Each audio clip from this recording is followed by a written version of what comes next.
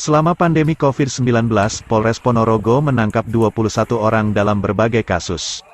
Mereka terjerat kasus illegal logging, perjudian dan pencurian dengan pemberatan, curat.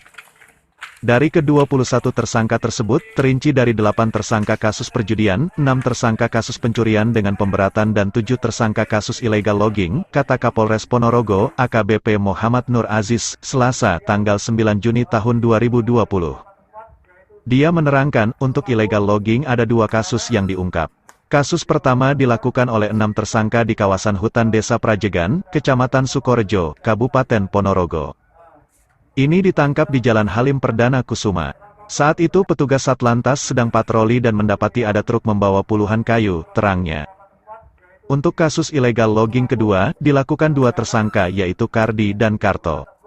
Keduanya ditangkap karena menyimpan banyak kayu di rumahnya.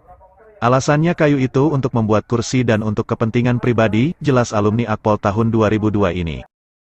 Aziz menjelaskan, untuk kasus illegal logging, para tersangka dijerat Undang-Undang No. 18 tahun 2013 Pasal 12 Jukto Pasal 22 dengan ancaman hukuman minimal 1 tahun penjara, maksimal 5 tahun penjara dan denda rep 500 juta sampai rep 2,5 miliar tentang pencegahan dan pemberantasan hutan.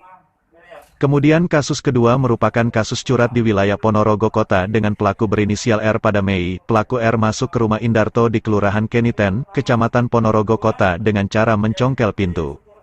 Dia kemudian mencuri handphone dan senilai rep 60.000. Kasus curat kedua terjadi di Desa Gelanglor, Kecamatan Sukorejo, Kabupaten Ponorogo. Di lokasi itu, pelaku I dan MG mencuri motor milik Wahyu pada tanggal 28 Januari tahun 2020. Kasus ini terungkap ketika Polres Ngawi menangkap pelaku. Keduanya didapati juga mencuri di Sukorejo, Ponorogo, bebernya. Kasus ketiga curat dilakukan oleh Pamuji, 26 tahun, di 5 lokasi.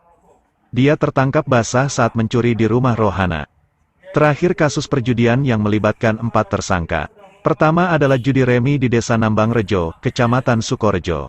Kasus judi kedua yaitu Dadu Kopjok yang digerebek di rumah Katimun di Kecamatan Jetis. Saat tim kami melakukan penggerebekan, tinggal ada tersangka Mesri yang juga bandar. Lainnya kabur, tegasnya. Sedangkan tersangka Kateno, 63, ditangkap karena menjadi bandar judi Kopjok di Kecamatan Balong.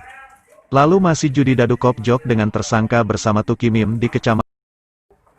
Untuk sesuai dengan Undang-Undang RI nomor 18 tahun 2013 tentang pencegahan dan pemberantasan kerusakan hutan, di situ kita menangkap atau mengamankan 2 tersangka. Yang pertama adalah kasus 2 tersangka, yaitu yang terjadi di penangkapan di kota yang terakhir sekali.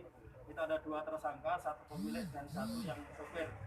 Kita sudah amankan 1 di truk ini, adalah jumlahnya 1 truk, yaitu sekitar 17 kayu sono keling. Dia ada 17 kayu yang kita amankan dan tersangka sudah kita amankan, dan untuk penebang kita sudah melakukan pengejaran dan masih pengembangan untuk yang penebangnya. Dari Ponorogo, Jawa Timur, Muh Nur Kholis melaporkan.